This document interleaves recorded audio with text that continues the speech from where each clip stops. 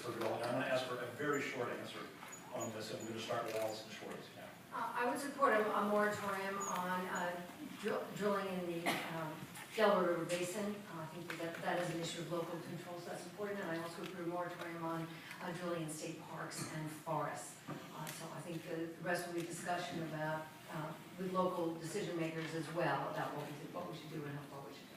Joe, well, as a former business owner of an auto body shop and hazardous waste, I can tell you there are people that do things right and there are people that do things not right. That being said, there are businesses out there, Marcellus shale businesses, that need to have their licenses pulled if they have multiple infractions. But if there are people that are doing it right, they should be allowed to do business. You don't punish everybody for what somebody is doing wrong. I'm going to jump in because I did ask for a short answer. Sounds like the answer to you is no. Okay, thank you. Max Martin, I think we know where you are on this. Does I pass? Is that what Give me 10 seconds to say you really needed it. Because families are being affected with sicknesses due to pollution, this is about caring. If you really care about people, if you really care about Pennsylvania, there's only one choice, and that's to stop the fracking. Thank you,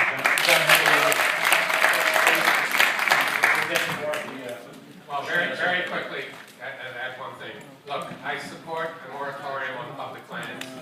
I also recognize that when companies make mistakes, like they did in Dimmick, Pennsylvania, there should be company-specific moratoriums. Company-specific moratoriums. And I ordered one against Capital Oil and Gas in Dimmick, Pennsylvania. But not a general. A statewide moratorium. Yeah. Okay. Thank you. Tom Wolf, short answer, please.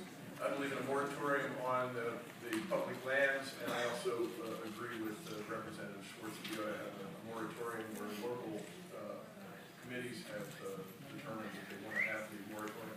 Thank you. And Pawlowski.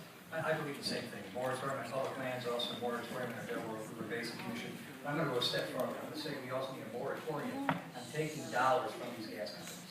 If we're truly going to have honest environmental policy, we can't be beholden to these companies. When you say taking dollars, what do you mean? Through contributions. No campaign contribution from a I am not going to take a contribution through the selection cycle from the gas Please, we need to move on. And I just got to come back to this. So you're saying you won't personally take them?